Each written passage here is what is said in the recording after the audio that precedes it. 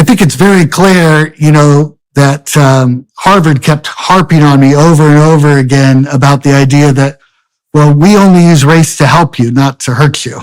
It's a zero-sum game. So, a penalty for one group is equivalent to a bump for the other group. We can always write it that way. And, I think Robert sort of summed up the decision well by saying the solution to eliminating discrimination is to eliminate all of it.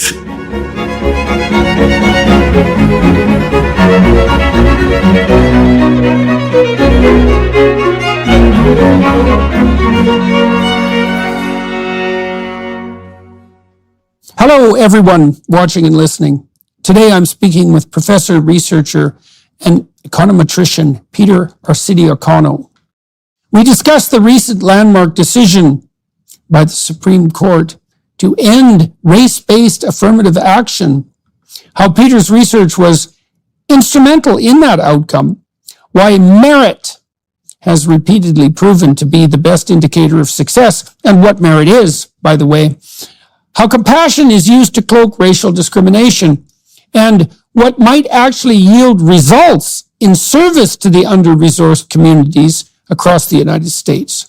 So, Peter, let's start with this. The affirmative action has been in the news a lot, for a long time, but particularly in recent weeks, given the new Supreme Court decision. I think we should, first of all, alert everybody watching and listening to who you are and why people should consider you a valid source of information and what you do. So fill us in about who you are and what you do and why this is a topic of interest to you.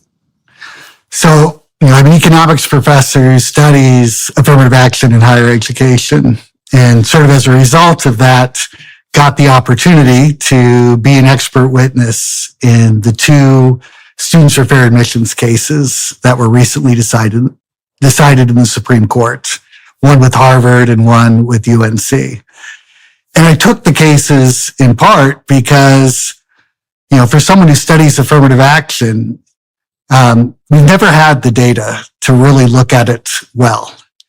Universities typically hide their data, probably as a result of these lawsuits. So, there's a large gap in racial preferences between it being a tiebreaker and being what somebody like Abraham Kendi might be in favor of equal outcomes.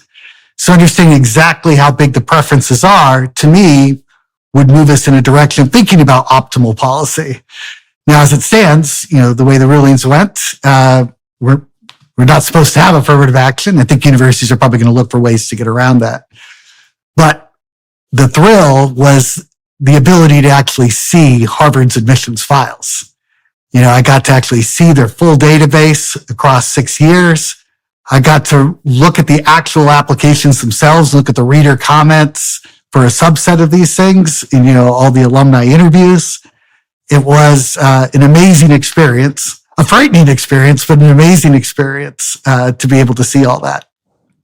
Okay, so let's start with two things. Why don't you outline the cases for us? You said there were two cases, and then maybe you could step people through the typical admissions process at, let's say, at Harvard and UNC. That's going to be similar for many universities, but everybody watching and listening needs to know how universities do, how they claim they admit, how they actually admit, and how they should admit. Those are three obviously separate questions. But let's start with why exactly were these universities in court to begin with?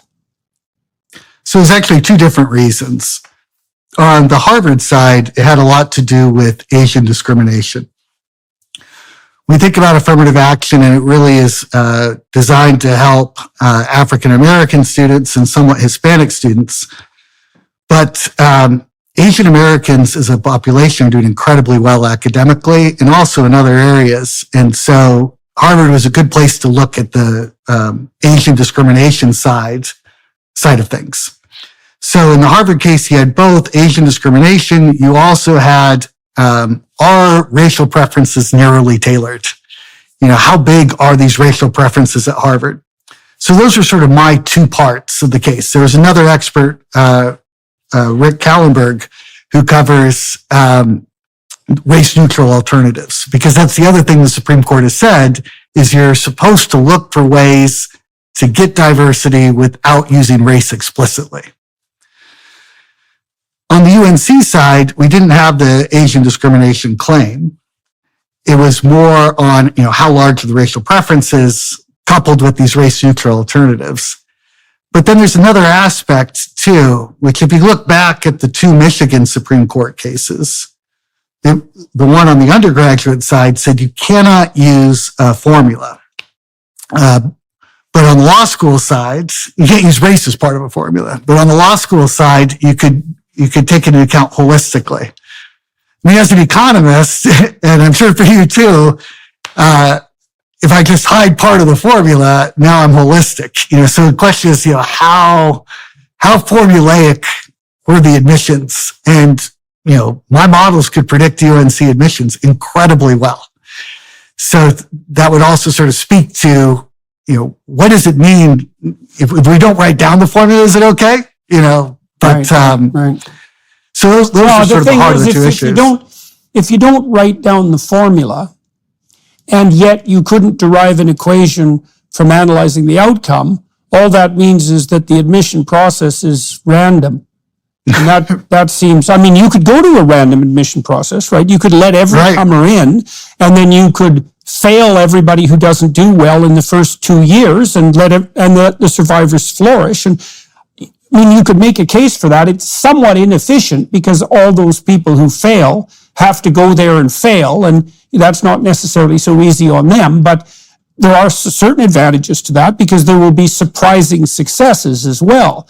That isn't generally the direction that we've chosen to go.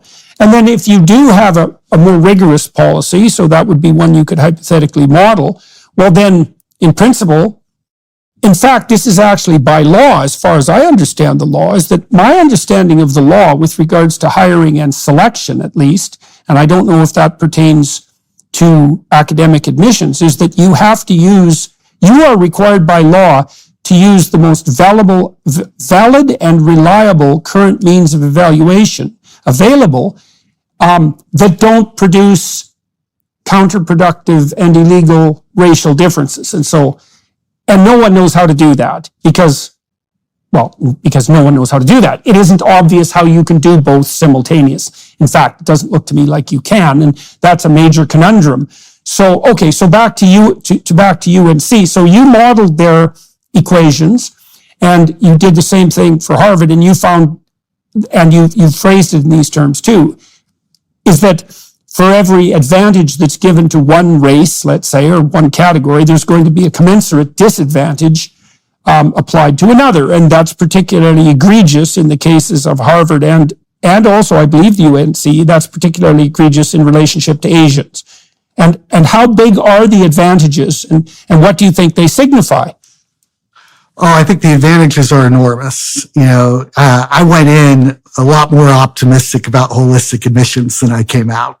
To me, it really looks like we give very large preferences across the board. It's not just on race, but also on legacies, whether you're going to be on the sailing team, Right. Legacy, athletics, and race. Anything else? Oh, so they also have children of donors, which, and children of faculty and staff. The last group isn't that big, but the children of donors, right. It seems sort of odd because they're supposed to have need-blind admissions, but then there's a special list where we have children of potential donors. Okay, so let me dive into that momentarily. So I spent a lot of time delving into the selection literature. And by a lot of time, I mean like 15 years. I mean, a lot of time. And we developed selection tests for corporations and for academic institutions. And so I knew the literature, and one of my students did an excellent PhD on selection mechanisms in general and developed an entire battery for selecting students. And we looked at this initially. I was an ignorant Canadian. I didn't know this was a politically charged domain. I was curious about something very, very practical, which was, are there efficient ways of selecting the best candidates for different positions, academic, creative, managerial? And the answer to that is, yes, and they're very well documented, and they're relatively objective. And so I started looking at the data on objective testing, personality, and also cognitive, let's say. There are other, you can measure interest, you can measure creative ability. There are other objective ways of getting at this. And then I looked at the history of objective testing, and I learned that it was the socialists that brought IQ tests to the UK, and then they spread from there into the rest of the Western world. And the reason for that, and the Army did this as well, the reason for that was that the hypothesis was that if you used objective tests, that you could identify people of disadvantaged economic background who had the ability to succeed academically and professionally, and that would be good for them and fair, but it would also be good for everyone else, because why the hell not draw on the full talent pool if you're trying to move people along the educational ladder, up the education ladder. And so my conclusion from all this, and this was before all this became politicized, was that there was absolutely no better way of serving disadvantaged communities than to stick 100% to objective tests, not because they didn't produce differential outcomes, because they still do, but because any other system you could possibly produce would produce much worse outcomes. And then I read Adrian Wooldridge as well, and Adrian, who did it, he was an economist journalist for years, a very, very careful historical researcher. He showed very clearly, as far as I'm concerned, that the alternatives, the historical alternatives to objective testing, have been dynasty and nepotism, not equality of outcomes. So the thing about objective tests to me is, well, first of all, they actually predict, they're reliable and valid. They're better than any other method by a large margin. And this is the crucial and, there's no way that you can do better than that. Everything else you do will be worse. Okay, so now we have this mishmash at universities that you just pointed out. If you're a child of a faculty member, you get preferential access. That's usually a hiring perk for the faculty members, and a major one. Right. And it keeps them at private schools, because a state school can't do that, but the private elite schools can do that. Right. So you can see what the rationale is there. And then children of donors, well, you can also understand the rationale there, but basically what that means is that rich people can buy preferential access. Now, you could argue that that's acceptable if one of the things that the rich people are doing is donating like $100 million to establish an entirely new research complex. You could say, well, perhaps that's a price worth paying. It's not fair at the admissions level. And then, well, the next one is athletics. And, I worked for the U.S. Naval Academy for a while. That's a whole story in and of itself. And I found there, and this was quite shocking to me as an ignorant Canadian, that they had a walloping preference for athletic ability at the Naval Academy. And that struck me as, pretty damn counterproductive given what they were training these people to do. And then you also mentioned racial preference. And so there's a variety of ways that these admission systems get gerrymandered. Do you see a solution that's even possible, holistic? I think that's just complete bloody rubbish. That's just hidden prejudice and discrimination. Do you see an alternative to the catastrophe of objective evaluation? Because it's also a catastrophe. Well, there's a clear alternative, but it won't be pursued. Basically every other system has test-based admissions. And I think the key to pushing on for test-based admissions is exactly what you said. We think about the tests as favoring the rich, but the other stuff favors the rich even more. Well, right. That's exactly it. Yeah. See athletics. Harvard actually offers more varsity sports than any school in the country. When we think about sports as being an equalizer, you're thinking about football and basketball. But we're talking about sailing.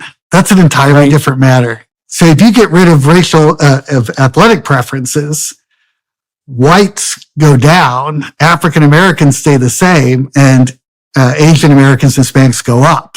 I'm sure that if you took football and basketball out of that, it'd be only whites who are going down. And that fits in, because Harvard also has an athletic rating as part of their admissions criteria beyond just the athletic preference. So everybody gets an athletic rating. And the people who do the best on Harvard's athletic rating are white legacies. Then legacies of other races, then white non-legacies. How does that work? One, it's the sports that Harvard offers, like sailing and such. But sports actually favors people who go to small private schools. So I went to suburban public school. No way could I make the soccer team. My kids, they made the soccer team at their school because they don't cut anybody. Those types of things are all work to favor people of means. Yeah, well, this is the thing that's why I want to reiterate that for people who are watching and listening. Like, if you use an objective selection system that's based on merit, so let's define merit first. You tell me if you think I've got this wrong. So here's the definition of merit. All right, so in principle, the enterprise you're pursuing has an outcome. So at university, the outcome would be grades and graduation. If you go to work, the outcome would be job performance, and that can be evaluated a variety of ways. If you're an entrepreneur, it would be success at business. And so that's the outcome. Now, merit in relationship to that outcome would be the documented relationship between a trait that you might have and that outcome. And so one of the things you see on the academic front is that one of the biggest predictors of academic success is general cognitive ability. And the reason for that is, in part, because there's actually no difference between general cognitive ability and academic success, right? They're the same thing. Now, it turns out you can measure general cognitive ability with incredible rapidity, very accurately. And they are the most accurate tests ever designed by social scientists. They're much more powerful than almost every medical test that we use. And they're very predictive not only of academic performance, as evidenced by grades, but also then long-term life performance. And they're even more predictive of speed of learning. And again, that's because general cognitive ability and speed of learning are the same thing. So, there is a debate about our society whether or not merit is in itself let's say, a racist and prejudicial construction. But that's an idiot presumption, because that's the same statement as what any enterprise is for is not relevant. And that's completely preposterous, because an enterprise exists because it's for whatever it does. That's its justification. So you can't get anywhere by claiming there's no such thing as merit. And you actually can't get anywhere by claiming we can't measure merit, because if you accept that means we'd have to throw out all of medicine and the social sciences, because we can actually measure merit better than we can measure anything else. And then you add to that, if you don't measure merit, whatever you measure is going to disadvantage the disadvantaged people even more. And that's the crucial issue as far as I'm concerned, because it will revert to these invisible forms of prejudice that are always associated with nepotism and dynasty. So do you think I have any of that wrong? So I'm in total agreement with you. I think the point of contention that the universities would say is that their objective function is different. They want to create the future leaders of society, and maybe that connects all with the cognitive ability, but they're so vague about what the objective function is that actually pinning them down on that and being able to actually measure is tough. I also know the leadership literature. Okay, fundamentally, it's rubbish. And the reason for that is that, first of all, there isn't any such thing as leadership. Like, it's not a unitary phenomenon. And it's partly because there are different ways of leading people, and different circumstances call for different, say, styles of leadership or different abilities. Now, having said all that, you can say that in general, people who are highly intelligent, who are conscientious, which means they'll do what they say they'll do and they stick to the task, and who are somewhat extroverted, tend to tilt more towards being approved of leaders, because while they can figure out how to do things, they'll actually do them, and they can communicate about them enthusiastically.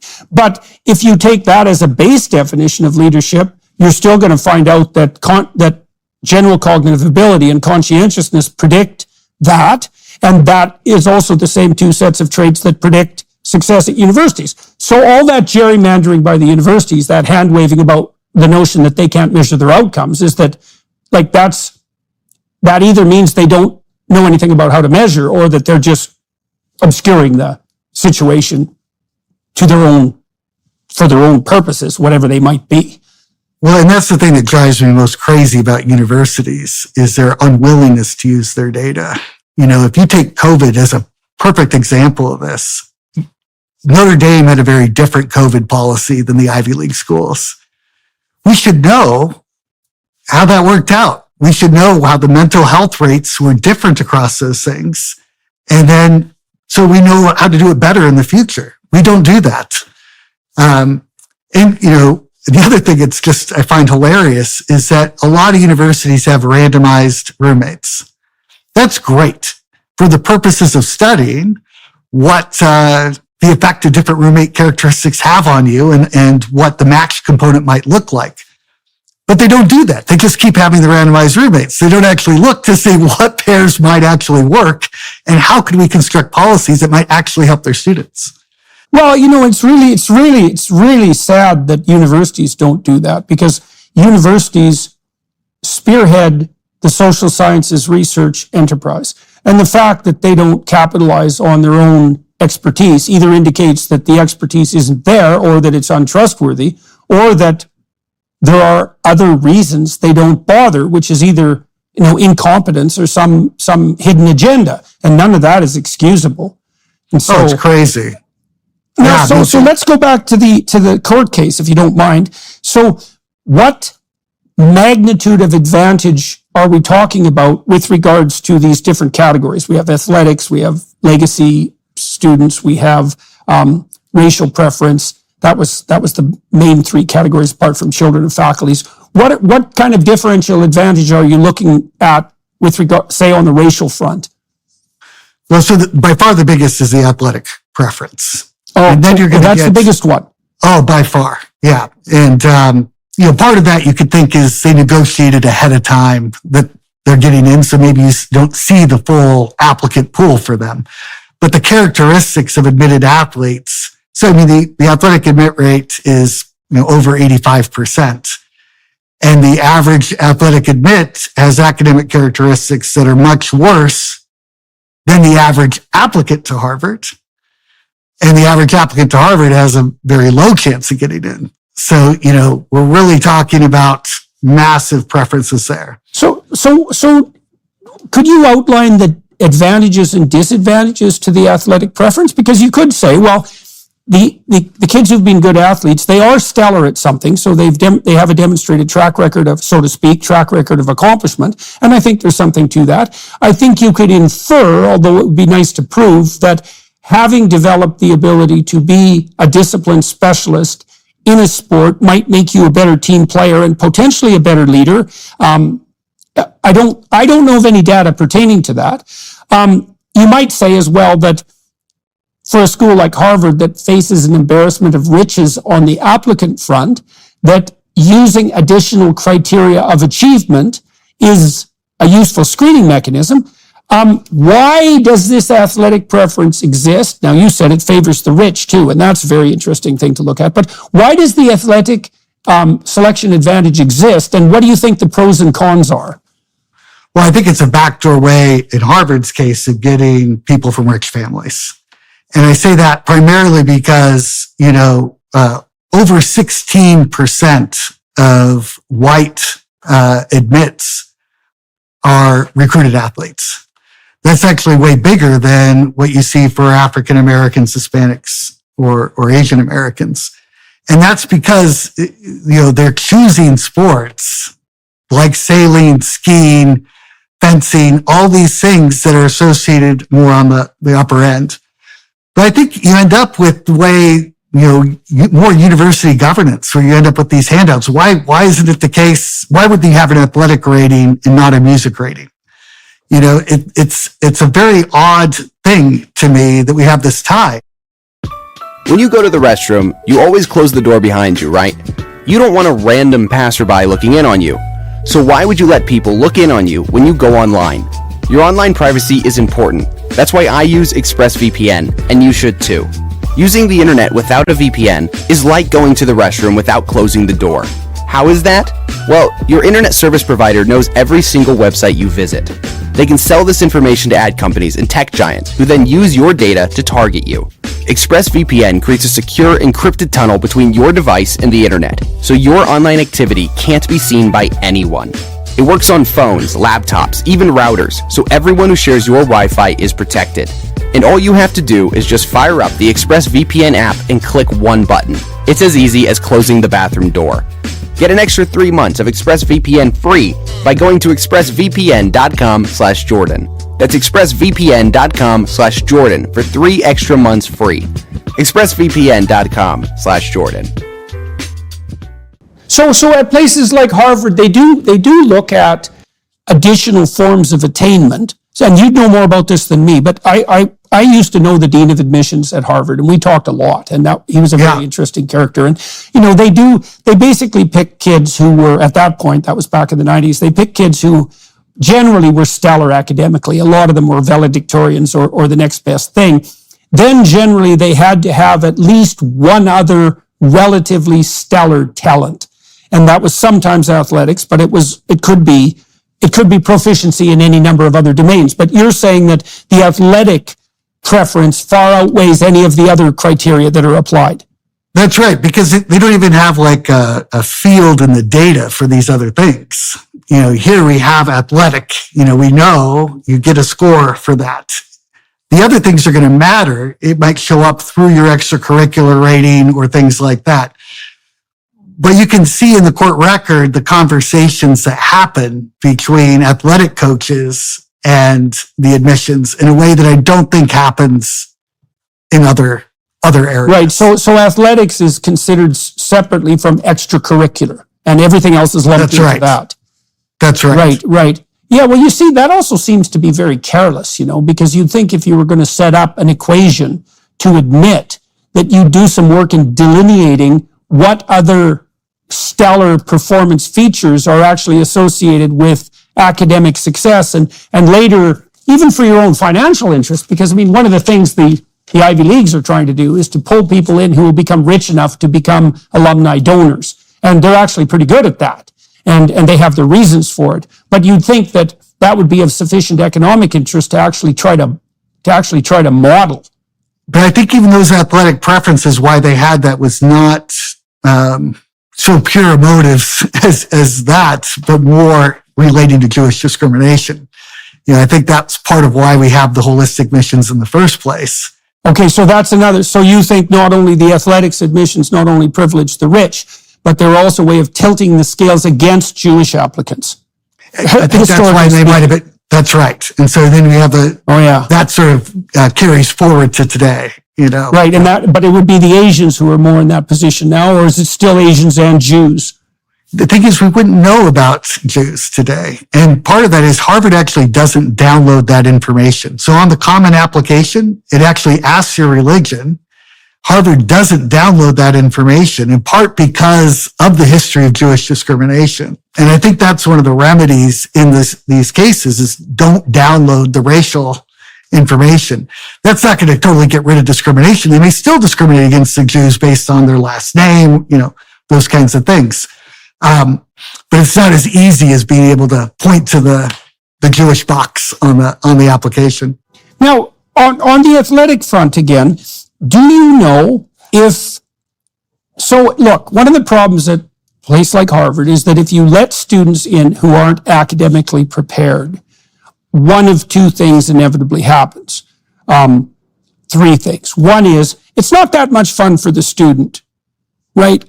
I saw when I was at Harvard the consequences of being less intellectually gifted than your peers, right? And that's not fun. And especially many of the kids came from places where they were pretty stellar in their local environment. And then they'd come to a place like Harvard, which is hyper-selected, and they wouldn't be so stellar. And that was salutary in some ways because it kept ego down, but it was devastating in other ways. And it's no fun to be selected to a place like Harvard and then to fail. And if you're not selected on academic grounds, and that would be for general cognitive ability, and you come to a place that's full of people who are hyper-sophisticated cognitively, that's going to be a pretty damn rough go. And the probability that you're going to fail is quite high and be demoralized and maybe even end up concluding that you're stupider than you actually are because it's such an artificial competition at a hyper-selected school. And then the other remedy, of course, is that if you admit people whose general cognitive ability isn't up to scratch, then you're going to decrease the academic requirements because otherwise everyone who's admitted who on these somewhat fallacious grounds, let's say, everyone's going to fail, and then it's going to look like your institution is prejudiced. So that's right. Do the athletes, how do the athletes do in terms of dropout and school success? So unfortunately, the lawsuit didn't give us outcome data. But I will say, I don't think dropout's an issue. I think Harvard always figures out a way to graduate you in ways that might not be true of other universities. What they graduate you in, you're not going to be getting a computer science degree coming in that way. Right. And that's what's really interesting. You'd be slotted into one of the disciplines that require a somewhat lesser degree of sheer intellectual horsepower. That's right. That doesn't build off your previous academic background. And that's the beauty of this, right? Because I actually think what's happened over time is that the returns to your college major matter more and more. And so now you have fields where there's very little demand for the subject. Having the athletic preferences, those other preferences for the people who would really like to be an econ major, but it's a ton of work given their background, then they end up switching into this other field. Whereas that same person might have been an econ major at a less prestigious school. They could have cut it there. Right.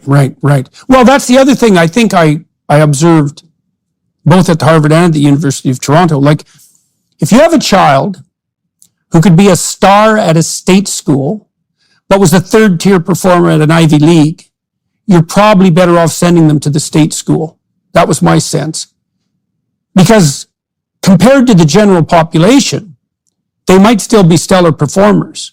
But if you put them in with people who are hyper-selected, especially when they're young, they're going to draw the erroneous conclusion that they're not particularly talented. Now, compared to, people who are 1 in 10,000, the person who's 1 in 100 isn't particularly stellar, but compared to the other 100, they're more than perfectly capable.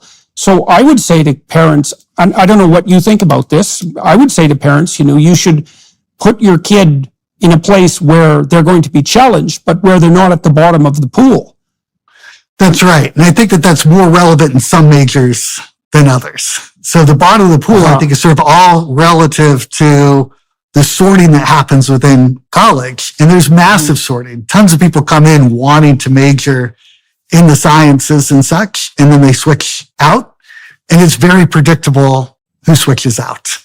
Those who are relatively lower on the math side tend to. Yeah. Well, So from what I've been able to derive, that's particularly true. It's like, I think the discipline where general cognitive ability horsepower is most necessary is physics and mathematics. That makes sense. And then there's a hierarchy down from that. And so now I guess you could also make the case is that, it's not so bad that in universities there's a range of disciplines to match different levels of general cognitive ability. But I would still say that at elite schools that have all those resources, that their resources are best funneled towards those who are most able to benefit from them. And that's clearly the people who have higher general cognitive ability. So, and sort of related to that, what also bothers me is they're not honest with their students. So if you told somebody up front, yes, we're admitting you, given your initial major interest in your test scores and grades, here's the probability you're going to complete this degree. Here's the probability you're going to complete some other degree. Here's probably you drop out. Now, at least you've given them full information. To me, it takes away a lot of the mismatch argument because, individuals can make up their own mind at that point. Say, well, I'd rather go to Harvard and graduate in some non-science field than go to UNC and graduate in physics. If that's sort of the way that the trade-off works. Yeah. Well, you could argue that, there's going to be kids that you don't think will do very well on the basis of your testing who will go there and actually do quite well. And so it would be okay not to inform them because that way those exceptions can flourish. But I've thought this through, and this is my conclusion, and you can tell me what you think about this, which is that, but for every kid like that, you're going to doom like 8 kids to failure. And it seems like an inefficient use of that kid's time and the school's resources to have a failure rate that high to have the odd exception. I mean, and I see this if you're recruiting people for a management position too. You might say, well, why not give this person a chance? Maybe they'll succeed. And the answer is, well, yeah, but probably they won't. And that's going to be really hard on them. And not only that, if they turn out not to be able to do the job, it's going to be really hard on everyone that they're supervising and working with. And setting someone up for failure from compassion is not advisable as a management strategy. It's a bad idea. It's not advisable as an admission strategy as well. I totally agree. But I also like being able to tell people, look, it doesn't look like you can cut it, because some of the people then can respond by working hard. For myself, I was a guy who just floated through thinking I had it all together. Then I got to graduate school and learned humility and learned I had to work a lot harder. But having somebody tell me, you're not good enough, for myself, that was actually a push. I wasn't internally motivated enough. I needed somebody to prove wrong in order to do well. Now I know I'm sort of weird in that way. Well, but not absurdly weird in that way. I mean, you see lots of smart kids who have floated by, who hit a wall where they're now competing with kids who are just as smart, but like 10 times as disciplined. And some of them fail and they're bitter as a consequence, but some of them pull up their socks and think, oh my God, looks like I'm actually going to have to work.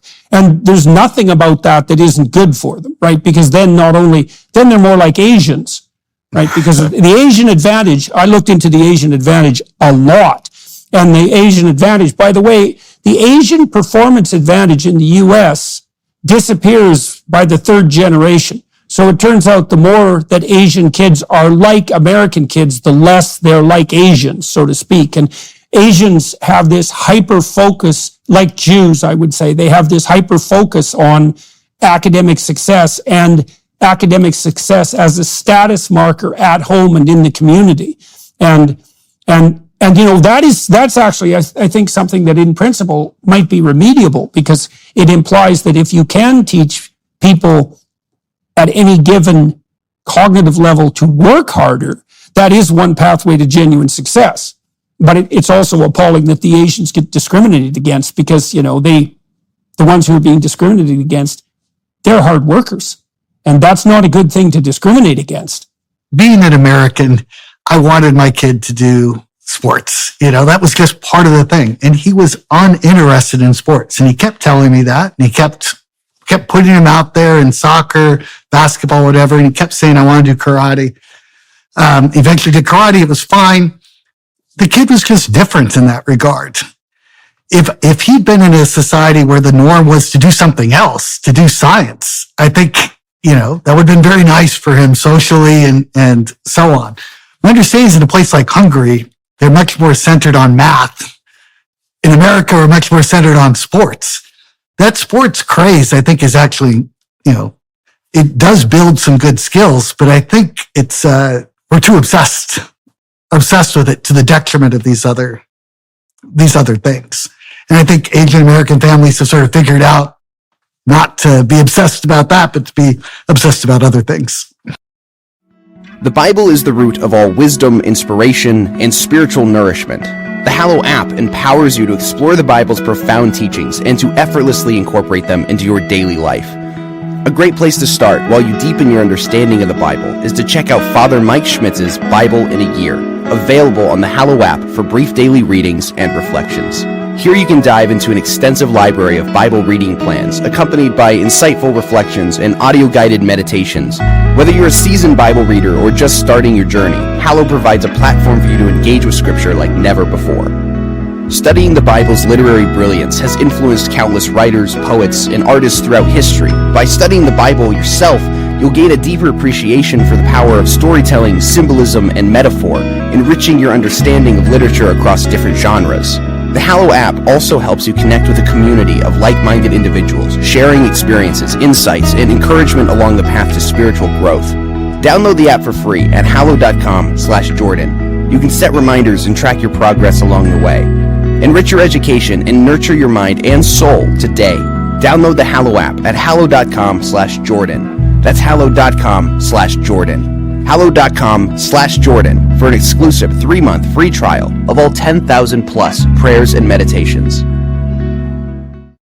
Right, which is another reason why it would be nice to see the equations adjusted so that other forms of excellence, extracurricular excellence, are given their due weight. Right, and so why were you called upon to testify specifically? So I've written a lot of papers on affirmative action and with mixed results. So I think that there's actually a lot of pressure to say good things about affirmative action, and I didn't always say good things. And in fact, in 2011, there was a protest over one of my papers. It was sort of I thought, a very innocuous paper. We actually used Duke data, and we're looking at persistence in science and economics. And what you could see is that, African American students came in wanting to major in those subjects at the same rates as white students, but they were leaving at a much higher rate. So like over 50% of Black males who started in the sciences and economics switched out versus 8% of white males. Right. Well, Once then you control the advocates of systemic racism as an explanatory hypothesis would say that the racism is so deep that not only does it discriminate on the admission side, but it also discriminates on the performance side. And so all those things disappeared as soon as you control for academic backgrounds. You control for the test scores, other Duke ratings and such.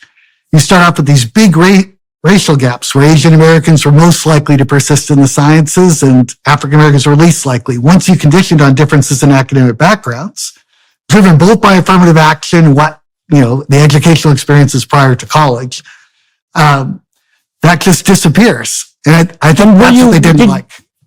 Did you control for grades or for SAT scores or for both? Do you remember? Controlled for a whole different specifications at different controls, but it goes away fairly quickly.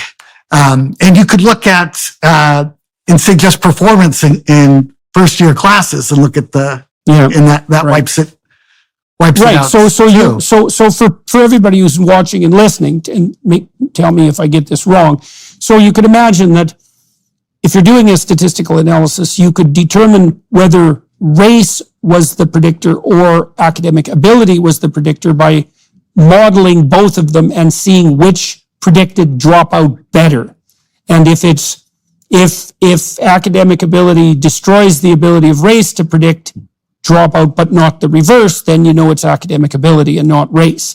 And in principle, unless you assume that the academic ability markers are also contaminated with, what would you call it, systemic racism, then you eradicate the racist argument. So what the radicals do is they just say everything's systemic racism, and it's virtually impossible to mount an argument against that. But then we have the other problem, which for all of you who are compassionate, who are listening, it's not compassionate to put people into situations where they disproportionately fail, right? It allows you to look good on the admission front, but it's not good for the people who are involved, as far as I can tell. Do you think there's anything about it that's good for the people that are involved? I think it's tough. We could actually say more because they asked the reason why you switched your major. And one of them was the difficulty of the courses or feeling not as prepared for those courses. And again, you could see that Black students were much more likely to say it was because of course difficulty. And once you controlled for the SAT scores and such, that all went away. So it really pointed towards these academic measures really mattering for your experience in those classes. Now, on that systemic racism front, saying, well, look, the test scores are biased. To me, I think that does such a disservice because then it sort of says what's happening prior to college, like in the K through 12 education, it's really not that bad because the test scores are just misrepresenting it. When in reality, the fact that 1% of Black students score above 1390 on the SAT, that's 8% for whites and like 24% for Asian Americans. That's reflecting something that we could fix. That's where we need to spend our time on, is fixing that. Okay, so let me make a case for the universities and what they're doing. So what would rapidly happen if we went to a purely objective evaluation system is that at elite level universities, there would be a disproportionate, compared to the population, there would be a radically disproportionate number of Asians and Jews, and a radically disproportionate dearth of Black Americans. That would happen very rapidly. And the universities are concerned about that. And now, and it's definitely a very difficult nut to crack, right? And so now it doesn't seem like the appropriate solution to that is to disadvantage extremely competent Asians. And I would say partly because, well, they deserve their shot at the target, but also, there aren't that many hyper exceptional people on the cognitive front, right? And if we're greedy as a society and sensible in that greed, we would say we should set up our institutions to capitalize on every available bit of brain power and persistence. So it's better socially if we can put the smartest people where they have the greatest opportunities to learn and contribute. So we're not just hurting the Asians, let's say, and the Jews, we're also depriving ourselves in principle of what they could offer. But then we're going to have the problem of this disproportionate racial and ethnic mix in the universities. And so and maybe this isn't a fair question to ask you, because it isn't necessary that you have the solution to this. It isn't obvious to me that anyone has, but you were testifying on behalf of, you were making a case that the affirmative action systems as presently constituted are very badly flawed and probably illegally flawed. But what do you see forward, if anything, as a way out of this conundrum? So, really, I view it that I wasn't actually saying it was flawed, so much as saying how big the preferences are. Yeah, I hate being characterized as an opponent of affirmative action, because then it makes it seem like the research is biased. I'm just trying to show you what the data show. To me, I think affirmative action works as a Band-Aid, where it covers up all the inequities that are happening prior to college, and then we don't focus on those things. Roland Fryer, I think, has done a lot of work on the no excuse charter schools, showing that those are actually pretty effective at closing those achievement gaps. I think the work sort of shows it doesn't translate as well into college, but it's a start. Unfortunately, they ran him out of town. But he was, the most prominent Black economist there, came from nothing, and what I think has happened to him is absolutely horrible. And he's one of the few who actually shows how to close the achievement gap. Right. So, and that was Roland Fryer. All right. Yes. Yes. I've been seriously considering inviting him onto the podcast. He is absolutely amazing. His story's amazing, and what's happened to him is criminal, shocking. It's terrible. Yeah. Well, so this issue here, I think you touched on something very crucial, which is that, right, if we pretend that the achievement tests are the problem, that enables us to ignore the underlying problems. Of course, that gets muddy and ugly very quickly too, because one of the things I would say, perhaps, I've studied the development of antisocial personality, for example, and other forms of psychopathology that would interfere with educational attainment and lifetime attainment over the long run. And it's certainly the case, for example, that fatherlessness is a contributing factor in a major way, right? Unstable, destabilized families. And so if you don't allow the achievement tests to be the villain, you have to look elsewhere for the villains, and that becomes extraordinarily complex and murky and troublesome. We tried to prevent antisocial behavior, for example, in Quebec. And what we learned was that if children are antisocial by the age of 4, most of those kids would have been aggressive at the age of 2. Most aggressive kids are socialized out of their aggression by the age of 4.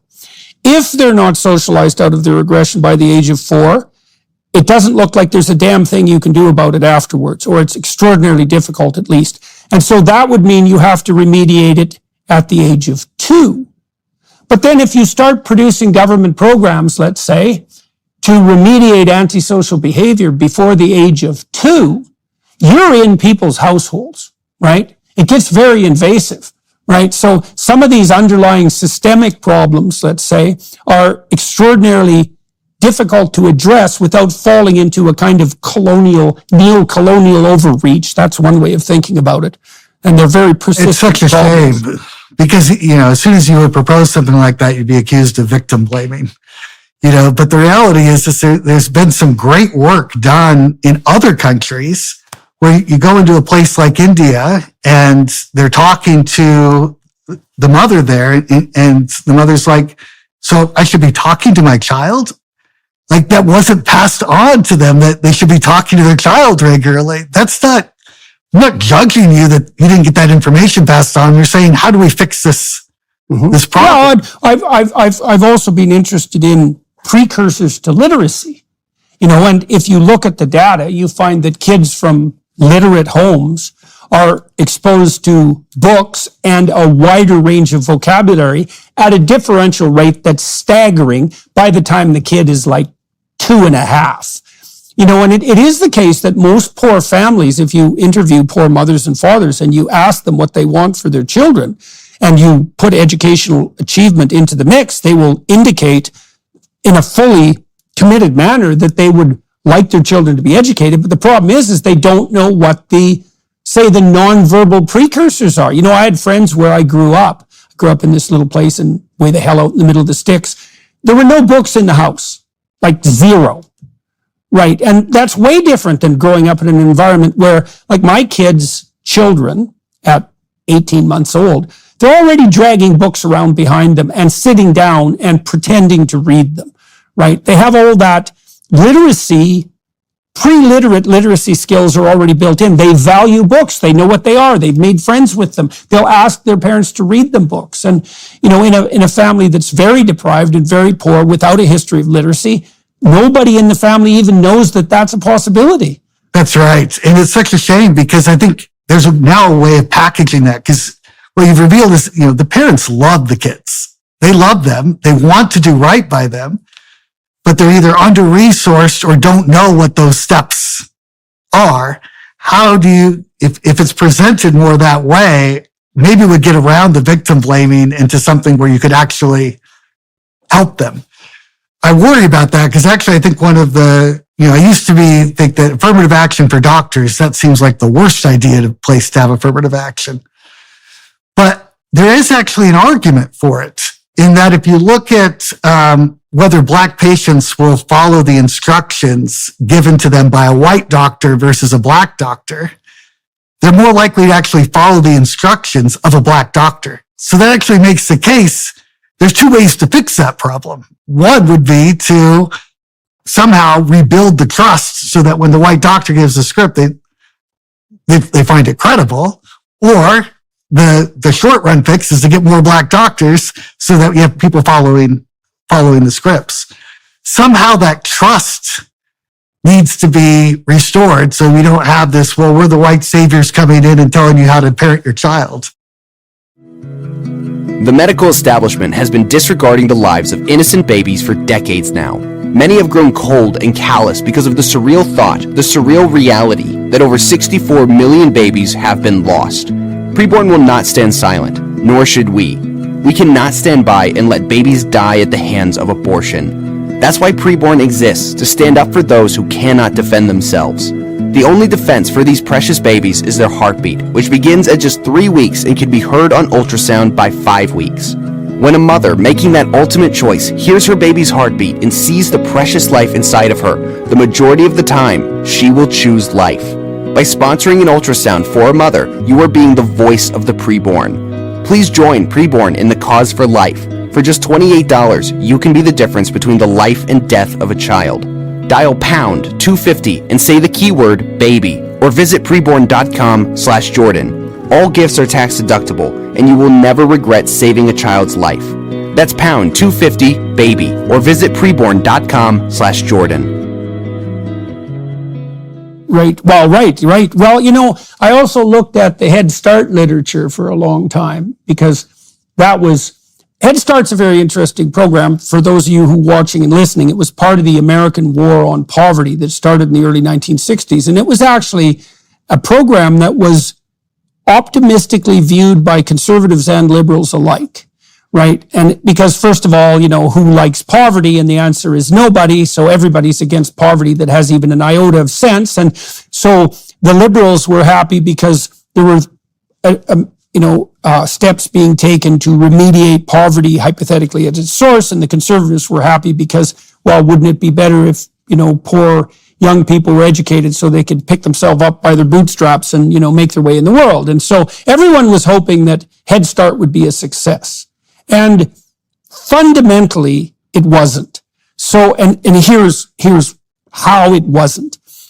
The goal was, the theory was that if you got to kids early, before school, and you gave them an academic boost, that would not only catch them up to their peers, but it would give them the kind of permanent advantage that would grow across time, right? Because now you're prepared to go to school, you can do better in school, and the advantages would just accrue. And that was a pretty good theory.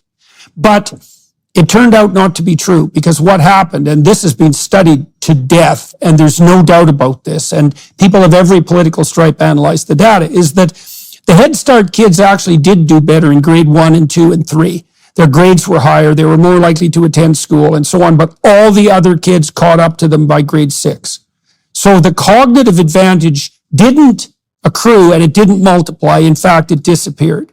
And now, what Head Start did do was more kids graduated who were Head Start alumni, and fewer got pregnant in the teenage years, and there were fewer criminals in the Head Start groups. And the reason for that apparently was that some children's environments were so toxic that just taking them out of those environments for some period of time allowed them to be more socialized.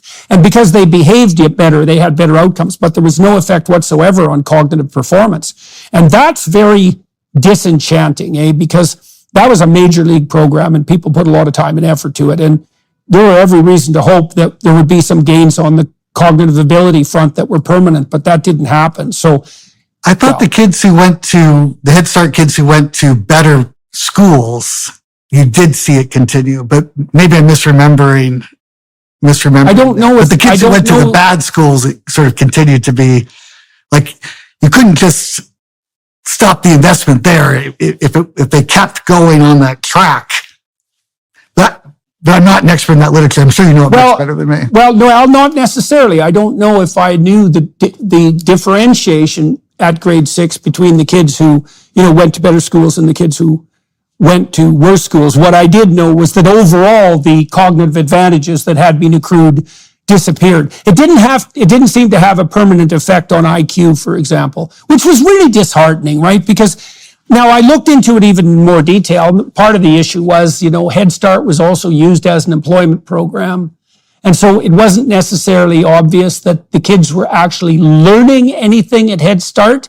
They might have been being taken care of reasonably well. And it's also very difficult to take a group of 3-year-olds and teach them anything in an hour and a half, because they're 3 and, you have to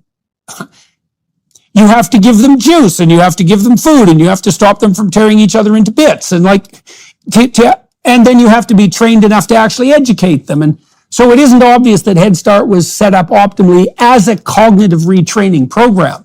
But then it's very expensive to set up an optimal cognitive retraining program. So that's also a major league problem. So let's go back to the judgment. So what exactly did the Supreme Court determine, and what have the reactions of the universities been, and what are the consequences of the decision? So, the Supreme Court, there was some sense of vindication, because I really felt like the lower court rulings abused the statistical evidence. Now, I think the statistics played a role in all this, but, there are other aspects besides just the statistical side. I think it's very clear, that Harvard kept harping on me over and over again about the idea that, well, we only use race to help you, not to hurt you. But it's a zero-sum game. So, a penalty for one group is equivalent to a bump for the other group. We can always write it that way.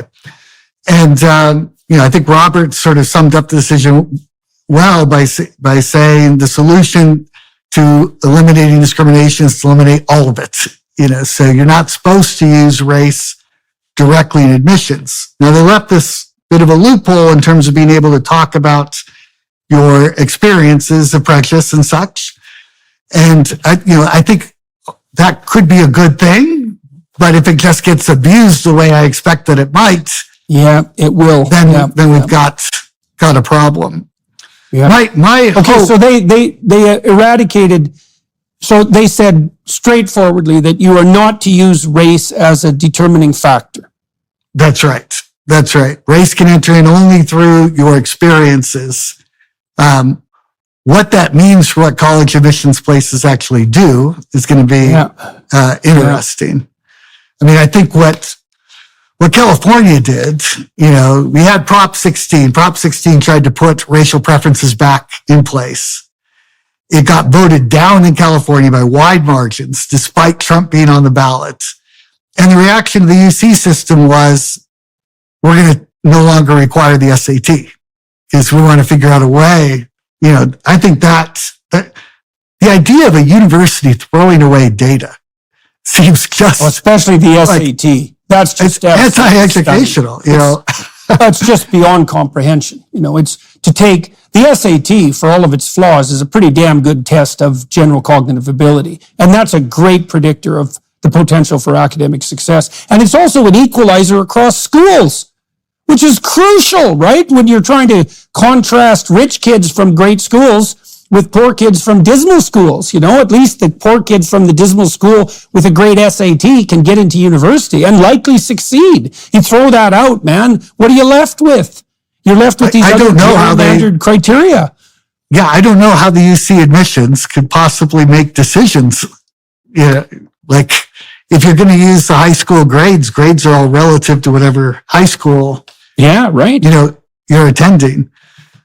This is again where if you use the data, you could actually show and build that trust with the data. So, if the SAT is biased in favor of the rich and it's over predicting the performance of the rich, then we could correct that. Well, show exactly how it affects things. Well, we could point this out with the SAT too. So this has been done on the racial front because if the SAT was prejudiced against black test takers, it would underpredict their performance. And it doesn't. It doesn't. Right. And that's a killer statistic, right? I mean, it's quite the shock because now you could say the only way to get around that on the systemic racism front is to say, as we alluded to earlier, that the performance criteria are just as prejudiced as the admission criteria, but they would have to be exactly as prejudiced, which seems right, which seems, extraordinarily unlikely. And you just roll it forward to the next stage every time to say, well, then the next place is exactly the same level of racism as the previous stage. It's crazy. Well, the conclusion I came to, and this was a painful conclusion in some ways, it wasn't necessarily in accord with my moral sentiments, let's say, is that we simply can't do better than actual race and ethnicity blind objective tests of predictive merit. And those should be applied uniformly. And because that's the best solution, even though it still has its flaws. Now, I still have no idea what the consequence of that would be, given that the elite schools would rapidly fill up with Asians. Maybe the consequence would be that the other relatively underperforming ethnic groups, including whites, would pull up their socks. That's a possibility. And say, well, those people are obviously doing something that we're doing right that we're not doing. That was my reaction when I was looking at the numbers, thinking, I want to know what they're doing, because it's It's incredible. Yeah, right. There's a lesson to be learned there in principle. Knowing what those best practices are would be incredibly helpful. And I don't have a good sense of it. Yeah. So what has been the consequence for you of being involved in this line of research? You said there were protests about your work in 2011. I guess you were lucky it was 2011 and not 2016 because it didn't take you out and might have later. So what has many people wondering how I survived, Yeah, well, I'm curious about that. Exactly. Yeah.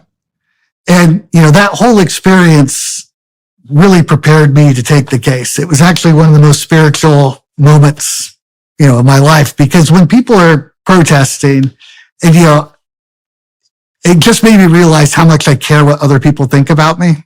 Somebody writes an article from some satellite state school in an ethnic studies department in the state of Washington calling me a racist.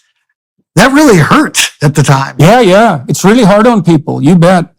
And so it was, a week or two of no sleep. And then I woke up one morning, I view it by grace, was free and felt like I was able to love the people who were coming after me and saying, okay, I think they're misinterpreting what I'm saying. I'm going to give them the benefit of the doubt and explain what I actually mean. And I think that I don't know whether that's been I'm sure the horrible stuff could still happen to me. But, if somebody gives, I can take a punch and respond in love. And I feel like, that might be seen as wimping out, but I don't feel like I'm compromising on the truth. I'll try to go as far as I can to meet them where they're at without compromising on what I know to be true. And I think it makes a difference. I try to treat people well in my interpersonal relationships. Right. And that, so you're not adding being generally dislikable to the raft of sins that might be utilized, let's say, to take you down. So far, that's right. So far, yes, so far, right? No kidding. But I've been amazed. Maybe this podcast will change all this, but I've gotten zero hate mail since the Supreme Court decision. Okay, so you made reference earlier to the fact that this Supreme Court decision overturned a number of lower court decisions, and it's also the case that, so obviously the lower courts were persuaded by evidence that wasn't the same as the evidence you were bringing forward, and it's also the case that at the Supreme Court itself, there were other experts with a pedigree as credible as yours, let's say, who don't agree about the interpretation of the data. So if you had to make a case against what you were offering as a witness, how would you make the case, and how did the people who were brought in as experts make the case, and what were they claiming? So actually, I would say they have a much higher pedigree than I do. David Card was one of them, and soon after the case, he actually won a Nobel Prize. He was the one in the Harvard case, and Carolyn Hawksby at Stanford was my counterpart in the UNC case. What was interesting is I had the benefit of working on both cases, so I could be reasonably consistent across the two. They actually attacked me from other sides. So, Card's opinion was that I needed to control for more things. And in particular, the personal rating was an example. And I actually estimated models of the personal rating, showing the Asian bias. But the way he would argue it would be, we need to take sort of Harvard's word for it that this is not a biased measure. So that was one aspect to it. The other aspect to it is right, but you showed it was a biased measure. So I don't understand his claim exactly. So your claim, if I get it right, is that the prejudice against Asians, so to speak, was making itself manifest as invisible variables within the so-called personal or personality rating. Now, there are objective ways of measuring personality, which we could also point out, which are quite valid, right? So Harvard could take that route, and they don't. They do a subjective evaluation, but your point was that, well, that was hiding as substantive anti-Asian bias. So how do how did your opponents muster an argument against that? So it's very convoluted how you do that, because you don't actually look at a model of the personal rating. Any model of the personal rating shows that Asian Americans do just as well. On the observables associated with the personal rating, Asian Americans have observables that are just as strong as whites or stronger, and yet get worse personal ratings. Often with discrimination things, you're worried that, every time I add a variable, the discrimination goes down. What if I keep adding variables, it may go away? That's the amazing thing about this case, is with Asian Americans, you put in more variables, it often goes up, the discrimination, because they're stronger on those measures. So in order to get there, it's pretty convoluted. The first thing you have to do is take those special groups, the athletes, the legacies, the children of donors, and you have to say that the discrimination has to be happening against Asian applicants that are there as well. And actually, that turns out not to be the case. So 98% of Asian American applicants are not athletes, legacies, children of donors. The 2% that are, they're not being discriminated against. There's not evidence of that. And I think that makes perfect sense. So it's not precisely Asian discrimination, or if it is, it's not pervasive enough to cut across all categories. That's right. And I would say the same thing on affirmative action. So Zion Williamson was an amazing Duke basketball player. He didn't benefit from racial affirmative action. He benefited because he was an amazing Duke basketball player. When you're talking about those things, that's just not relevant. For a long time, they would talk about discrimination against black quarterbacks. We shouldn't be able to say we're not discriminating against linemen, so therefore we're not discriminating against black quarterbacks. That doesn't make any sense. So he's basically... Although all you can say is that the discrimination isn't universally pervasive. You could say that some forms of discrimination will trump others. That's right. We discriminate against the Asian Americans who don't have those connections to Harvard through the legacy and the recruited athlete process. So that was sort of how that case sort of worked. And much of the focus in the Harvard trial was all about the Asian American discrimination. I actually don't think David Card and I had very different things to say about the racial preferences. I would say that it quadruples their chance of getting admitted. According to Card's results, it would triple the chance of being admitted for black applicants. What was interesting in the UNC case is things operated very differently. In Harvard, I wrote a report, then Card saw my report and built off of that. In the UNC case, we wrote simultaneous reports and then did that 2 more times. So our starting places were completely different. And the other expert basically took the position that we can't really model Harvard's, UNC's admissions because it's holistic, and that models sort of admissions failed to predict the decisions well. Now, I think that the criteria that she used to evaluate that was nonsensical, and that if we started with me writing the first report, we wouldn't have got to that position. But in this case, you can just keep doubling down. As an example, her criteria was based on what's called the pseudo R-squared.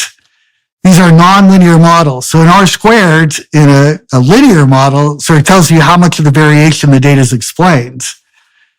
When you have a pseudo R-squared, it doesn't really work that way in quite the same way, So one of the comments that was made was a pseudo R-squared of 0.5 means that we get half the admissions decisions correct. Well, that, of course, is nonsense, right? Because by flipping a coin, I could get half the decisions. Right. Correct. You really need to be looking at accuracy. And if you look at accuracy, the models would predict the correct decision over 90% of the time.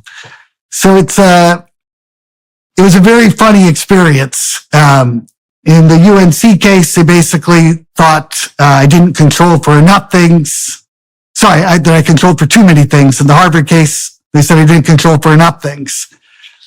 It wasn't coherent. Okay, so why do you think, fair enough. So why do you think that your arguments, so to speak, or the side of the cases that you were testifying on behalf of, why do you think that carried the day at the Supreme Court level and not in relationship to the lower courts? And what do you think of, one of the response patterns, especially from the radical types, is that, well, the Supreme Court is stacked with reprehensible conservatives, and of course that's how they voted. And that was why the anti-affirmative action, say, pro-merit, that's another way of looking at it, side carried the day. What's your sense of that? I think that, I certainly came out of those cases a bit cynical about the role of the statistics here. Both judges at the lower court could have called in a third expert to say, which one of us is right. But that would have limited their ability to rule how they wanted to rule. So it's funny how that works, right? Where we say, well, it's a conservative court. They're going to rule however they want to rule. Based on the statistical evidence, I feel quite strongly that was what happened at the lower court case. And then you're left with a really bad record, in terms of what was admitted as evidence. And do you think that your political affiliation, how do you control for the potential consequences of your political affiliation, which I don't know, by the way? How do you control for the potential consequences of your political affiliation or viewpoint on the outcome of the studies that you've been running and the testimony that you provide? Like, how do you protect yourself against your own bias? Well, I'm very cautious on this front, partly because of that protest, so my burden of proof is, I know I can get in big trouble. So I have to be very careful how I'm going to be talking about these things and set a very high bar for coming to particular conclusions. I feel this way sort of in general, like. Right, the cost is high. That's right. So the evidence needs to be much better in that regard. Yeah. But my intent was always to get peer-reviewed papers out of this. So I've published 5 peer-reviewed publications in good economics journals out of the case. And on Asian American discrimination, on racial preferences. I want to elaborate on that for a second too, because for everyone who's watching and listening, it's like the social science domain is overwhelmingly tilted politically towards the left. That may be less true for economics than it is for psychology, but it's true across the social sciences. And so what that means is that if you publish a paper with so-called conservative implications in a decent peer-reviewed journal, the probability that it's robust is extremely high, because if there are any reasons to thwart its progress forward, those reasons will make themselves manifest. I think that's right on. And you could really see it, in my view, with, I published one paper on legacy and athlete preferences and another paper on Asian American discrimination. The same commentator will trash the Asian American discrimination one and laud the legacy and athlete one. And it's the same model. Right. It's the same model. Right. Yeah. And that was actually stunning. Okay, so Harvard, the evidence against Harvard was so damning. They had their own internal research team that had estimated models of Harvard's admissions. And they found a big penalty against Asian Americans. And Harvard's like, oh, well, we don't know what to do with that. But in that same model, they found that they were giving a bump to low-income students. And they knew that was true. It's the same model. You can't interpret it one way when you get the result you like and another way when you get the result you don't like. It doesn't make any sense. And if anything, based upon the strength of the applicants, you should disbelieve the low-income result, not the Asian American result, because all the observable factors are pointing to Asian Americans being stronger. They're probably stronger than the unobservable ones as well. Right. Okay. So you protect yourself against bias, first of all, just by fear, which is actually a good way of, I used to tell my students, look, guys, you don't publish unreproducible data, right, to further your career. Well, why? Well, do you want to study something that doesn't exist for the rest of your life? Like, that's stupid. Don't do that. And you're going to be motivated to do it because it's hard to admit that a research project was a failure. You're going to try to scrape something out of it. So you have to be careful. But then and so that's another, use of fear. It's like, be careful because you'll convince yourself of something that isn't true and waste your life. That's stupid. Your situation is, well, if you say anything even vaguely untoward or inaccurate, you're going to get slaughtered for it. And then, so that's a fair protection. And then also, well, if you have to publish these in peer-reviewed journals, you're going to hit the ideological vanguard, and have to argue your way through it. And if you can do that, well, obviously the data has to be so credible that it can't be dismissed by people with an ideological bent. Okay, so that's good. So Harvard and UNC were hit hard by this ruling, practically, and I would say morally too. They got walloped. How have they reacted, and how have other universities reacted? Well, the public reaction is to send out emails how disappointed they are in the Supreme Court decision, how they're going to abide it, but our commitment to diversity is unchanged. So I think that they're going to try to figure out legal ways or illegal ways where they're not going to get caught to somehow put the preferences back in. Right. Well, does that open them up on the liability front now? I mean, they've been told in no uncertain terms that they can't do this anymore. This is pretty black and white. So it seems to me that if Harvard continues to gerrymander their admissions processes, that they're setting themselves up for a pretty walloping fall. I don't know what that would mean on the liability front, for example. I mean, there was a class action suit at one point, right? Yeah, but it really wasn't about getting damages so much as changing the system. But I think Harvard would have a very hard time because they just went through a whole trial thing saying that we need to explicitly consider race in order to get these levels of diversity. If they somehow kept the same levels of diversity now, then when they're supposed to not be explicitly considering race, then it shows they must be cheating somehow in order to get there. So you almost have to see a drop, or the whole record in their case was off. Right. Okay. Now, how do you think that universities should select in the aftermath of this decision? Well, I think they should select just based on test scores. But even within test just scores, with objective tests. Yeah. I mean, the problem is that the SAT for a place like Harvard doesn't test at a high enough level. We actually need to go, the tests like to get into college in Chile are at a much higher level than what we have in the US. Right. So they should refine them and make them more demanding so they can discriminate. So listen, for everybody watching and listening, imagine that you get people who score 95th percentile on the SAT and people who score 99th percentile. And you might think, well, what the hell's the difference? And the difference is this. If you score at the 95th percentile, you're the smartest person in a room full of 20 people. And if you score at the 99th percentile, you're the smartest person in a room full of 100 people. And then the difference is just as big from 99 to 99.9. It's 1 in 100 versus 1 in 1,000 and so forth all the way up the scale. And there's no indication that I can see in the psychometric literature that ever stops being relevant. And so it is important to differentiate at that upper end. So, we've put together models to predict academic performance, and you can predict academic performance quite accurately with general cognitive ability and trait conscientiousness.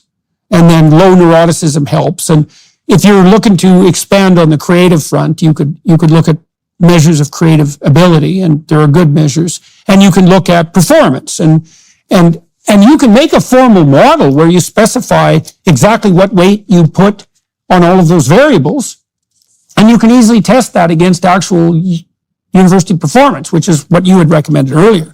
Yeah, clearly for math, you want to put more weight on your math background. Maybe less so in English. That's not taken into account at all. But I think the tests right now are too easy. Let that distinction at that top level could be like, I just made a stupid mistake. that's too bad. You really want to test much deeper. You bet. Yeah, okay. Now, we just outlined how universities should select. This is how businesses should select too, by the way. And there's huge economic advantage in doing that, by the way. Like if you don't have to increase your ability to select top people very much to benefit in a staggering manner from the consequence of that improvement. I tried to convince corporations of this for like 15 years. I went on the road to sell to corporations, which turned out to be absolutely 100% impossible. That's when I first ran into HR departments, by the way, and that was back in, the early 2000s. But we talked about how the university should select in the aftermath of the decision. The lurking question is, how will they? I saw UC Davis, for example, at the medical school. They're trying to produce an adversity quotient, which I think is just an absolutely catastrophically dreadful idea. I mean, I can understand why they're doing it, but God, that's a dismal contest, right? To match your misery against someone else's and to try to rank order, who had the hardest lot. I mean, and it's so prone to the political side, man. It's so prone to the political side. Like the adversity I experience at a pro-life rally where people are harassing me, I don't think that's going to sell. Fundamentally, it introduces ideological conformity, which I think a real outstanding question is, does somebody like a Roland Fryer bring more or less diversity? Well, he's not a progressive. Black, not a progressive. To me, that in some sense brings more diversity. We don't want it to be the case that the conservatives are all white, But that's not really how I think it's seen. I think it's just going to end up being. I think the whole diversity shibboleth is a front for posers to attain status they don't deserve, fundamentally. Because I don't think you can do better than merit defined the way we already defined merit, which is you're a meritorious candidate if the features you bring to the position match the desired outcome of performance in the position. And fundamentally, as we also pointed out earlier, you're actually bound by law to do that, especially if you're an employer. Now the law is tricky because it contains self-contradictory aspects, but it's one counterexample for that. There's a guy, Bassett Zafar, University of Michigan. He does amazing work in my mind. And he's a Muslim from Pakistan. And he's able to go to these madrasas, these fundamentalist schools, and interview them and get data. To me, that's the kind of diversity that I think is good, in the sense it actually is opening up these new areas of research that there's no way the madrasa would ever give me data. So there might be some, but it's a limited scope for getting certain questions answered that you might not fully answer. You could argue that as a form of competence. Like if you were going to hire someone and the person said, look, one of the things I bring to this position is that I have access to an ethnic group, say, or an anthropological group that another candidate won't have. I mean, I do think that is actually a measure of merit and could be put under that rubric. Yeah, the key is not to have that measure of merit just be because I'm a particular race, right? Because that's effectively how it's argued now. Is that by your race, that gives you that you do merit it because you've got a unique insight into that community. Right. Well, and that's also a strange claim too, right? Is that merely because you have a very, what would you say, low resolution feature that you're somehow an emblem and standard bearer for that group. Like I've never thought of myself as a representative of the white community. It's preposterous because, well, first of all, it's preposterous because we know as researchers into individual differences that the differences within any given ethnic or racial group are much larger than the differences between groups, right? Which is actually the canonical non-racist statement, right? Within group variance trumps between group variance. It even does that between men and women in almost all domains. In fact, I don't know of a single domain where that's not true. even in interest, where men and women differ most widely. The difference is one standard deviation. There's still way more variance within the group than there is between the groups. So how do you think the universities will respond? We said how they should respond. Well, how will they respond? Well, I'm hoping it will be a heterogeneous response. I think some schools will go the UC route and get rid of the test scores, and they'll do other things like diversity statements and such.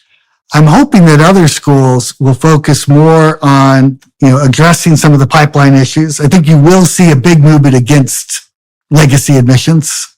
I was surprised at actually how quickly that happened. So I think that sort of stuff is going to go. To me, what I'm really pushing for is for them to use their data to be able to say, look, I can tell you that you're going to really succeed here. And we've set up our program so that you can succeed here, because the competition for those students is going to be fierce. Well, right. So what a university could do, hypothetically, imagine that they set up actually rigorous objective testing models.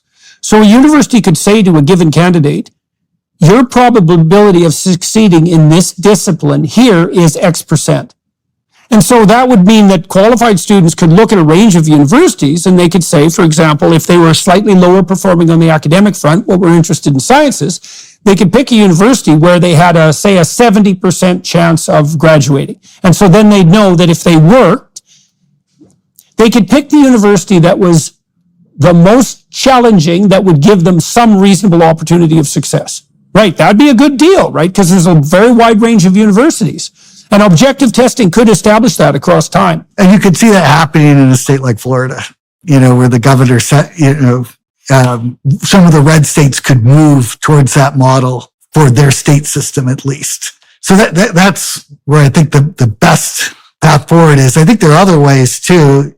The whole tie to all this in terms of racial preferences was losing your government funding.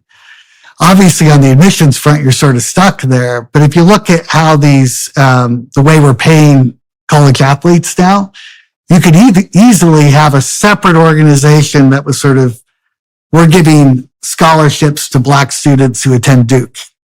They're not tied with the government funding. You could see like a huge competition emerging for that, where things happen more on the financial aid side, not associated with the university. So there's no scope to saying that it's illegal because the organization's not taking government funding. Right.